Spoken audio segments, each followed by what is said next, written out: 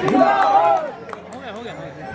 निजामुद्दीन में यहाँ पर मौजूद सभी मेरे बड़े बुजुर्ग भाई, मेरी माएँ बहनें, आप सभी को अस्सलाम वालेकुम, नमस्कार।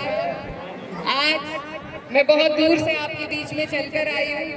आप सब हमारे अपने हैं, आपके बीच में गुहार लगाने के लिए आए हैं।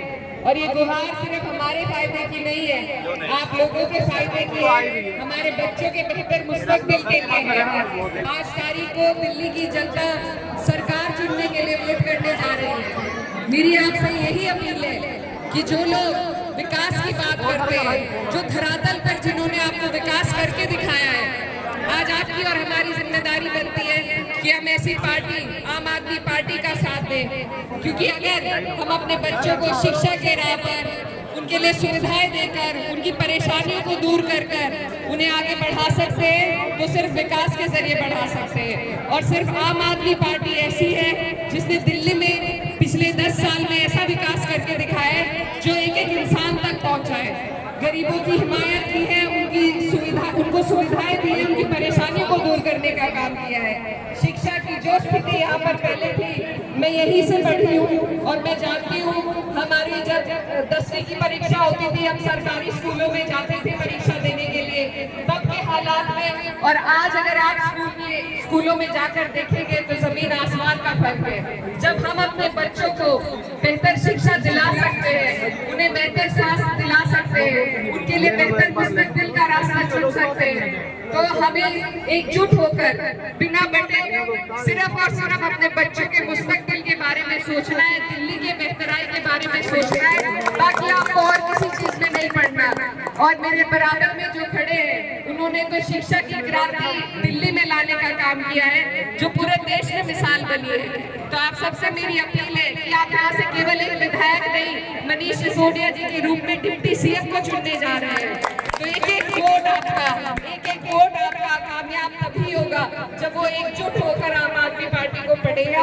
हमारी पार्टी, हमारे राष्ट्रीय अध्यक्ष अखिलेश यादव जी ने फैसला लिया है कि हम दिल्ली में आम आदमी पार्टी के समर्थन में जी जान लगाकर मेहनत करने के लिए आपके बीच आए हैं। यहाँ पर बहुत से लोग हमारे उत्तर प्रदेश से भी रहते हैं दिल्ली में। मैं आपकी बेटी हूँ, बहन हूँ, और आपकी बेहतराई के लिए आपके बीच में हम वोट की अपील के लिए आए हैं। आप सबसे मेरी गुजारिश है कि आप सिर्फ अपने बच्चों के बेहतर मुस्तकबिल को सोचते हुए जो पार्टी सरकार बनाने जा रही है, इधर उधर नोट लेकर वोटों को खराब करने की जरूरत बिल्कुल नहीं है।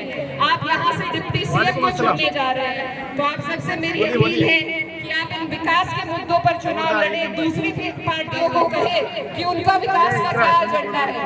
जब पार्टी विकास की बात करती है तभी हम आगे बढ़ पाएंगे। तो आने वाली 5 तारीख है, आप सब बहुत अच्छे तरीके से समझते हैं कि आपको क्या करना है, सिर्फ झाड़ू को वोट देना है।